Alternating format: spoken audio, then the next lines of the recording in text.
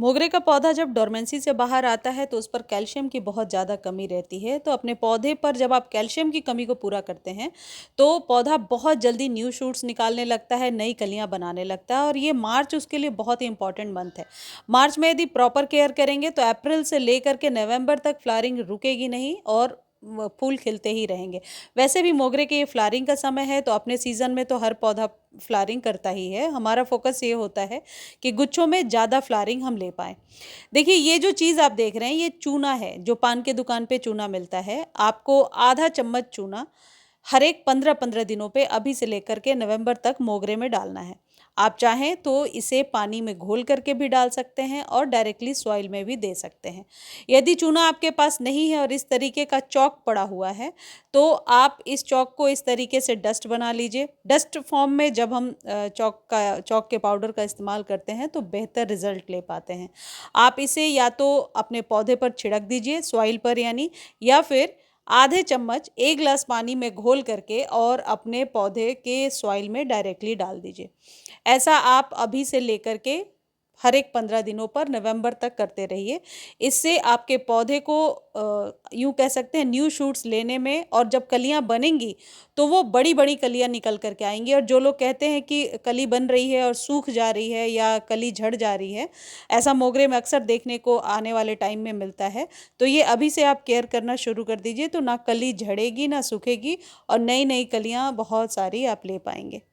मोगरे पर यदि अभी तक आपने कटिंग प्रूनिंग नहीं किया है या रीपॉटिंग नहीं किया है, तो दोनों के लिए बहुत ही सही टाइम है। मोगरे को आप रीपॉट कर लीजिए यदि रिक्वायर्ड है, यदि रूट बाउंड हो रहा है, और नहीं तो कटिंग और डीप कटिंग और प्रूनिंग अच्छे से कर लीजिए। इससे पौधा घना भी हो जाएगा। और यदि आप कंटेनर गार्डनिंग करते हैं तो पौधे को शेप में रखना ज़रूरी होता है।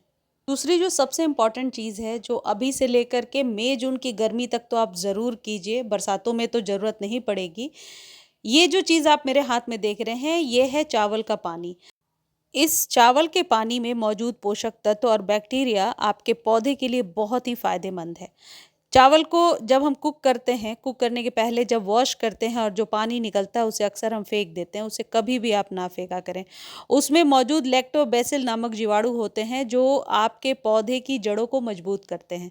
और इसमें जब आप पौधों में डालना शुरू करते हैं तो आप यूँ कह सकते हैं ऑर्गेनिक तौर पर आपके पौधे को नाइट्रोजन, फॉस्फोरस और पोटेशियम जैसे पोषक तत्व मिलते हैं।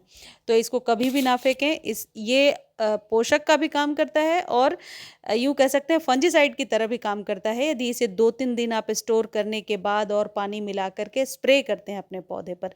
अगला जो चीज़ है जो आप मोगरे पर इस्तेमाल कीजिए, इससे मोगरे के पौधे पर जब फ्लावरिंग होगी तो बड़े बड़े फूल निकल करके आएंगे और कैल्शियम की कमी को मिनटों में ये दूर करता है। यदि आप इस चीज़ का इस्तेमाल नहीं करना चाहते तो इसके लिए क्या अल्टरनेटिव है वो भी मैं आपको बता दूंगी। यदि आप अंडे खाते हैं और अंडे के छिलके का इस्तेमाल करते हैं, तो अंडे के छिलकों को आप अच्छे से धो लीजिए, सुखा लीजिए और फिर उसे पीस लीजिए। पाउडर फॉर्म में एक एक चम्मच आप जब सॉइल में मिलाना शुरू करेंगे तो आप देखेंगे कि आपके पौधे की ग्रोथ अचानक से तेज हो गई है। ये जिस फॉर्म में मैं आपको दिखा रही हूँ, धो करके कूट करके अच्छे से यदि कूट करके पाउडर बना लें, क्योंकि बहुत लोग अपने घरों में मिक्सर जाहिर है नहीं यूज़ करना चाहेंगे, तो अलग से कूट करके आप पाउडर बना करके डालेंगे, तब भी आप बेनिफिट ले पाएंगे। लेकिन यदि डायरेक्टली आप छिलका डालते हैं तो वो कभी भी यूँ कह सकते हैं डिकम्पोज नहीं होता है, वो एज इट इज़ ही आपके गमले में पड़ा रहता है। मल्चिंग के तौर पर कई बार हम लोग इस्तेमाल कर लेते हैं, लेकिन इसको पाउडर फॉर्म में बना करके एक एक चम्मच 15-15 दिनों पर इस्तेमाल करने से आप अपने मोगरे के फूलों की संख्या बढ़ा सकते हैं और बड़े बड़े फूल ले सकते हैं। यदि आप इसका नहीं इस्तेमाल करना चाहते हैं तो दूसरा विकल्प ये है कि कैल्शियम नाइट्रेट की ये जो गोलियां हैं, ये आपके पौधे पर बिल्कुल रामबाण नुस्खे की तरह काम करेंगी। और अभी से नवंबर तक हर एक 15 दिनों पे ये 8 से 10 दाने कैल्शियम नाइट्रेट के आप अपने मोगरे के पौधे में डायरेक्टली बस ऐसे डाल देंगे। ये कॉस्टली भी नहीं आती। इसको खरीदने का लिंक डिस्क्रिप्शन में दे दिया है और टैग कर दिया है। टैग किए हुए लिंक से भी ले सकते हैं, डिस्क्रिप्शन से भी ले सकते हैं। और इसे आप डालना शुरू कीजिए। आप पत्तियां आप देखेंगे बहुत ही ज़्यादा ग्रीनिश हो रही हैं इस वजह से। और गर्मियों में आपका मोगरा सूखे ना, सूखने के पहले इन सारे प्रिकॉशंस को ध्यान रखिए, इससे सूखने मरने से भी बचा सकते हैं। और डोरमेंसी के बाद ये सारे खाद मोगरे के लिए ज़रूरी हैं। ये जो कैल्शियम नाइट्रेट की गोलियां हैं ये सभी पौधों को दी जा सकती हैं।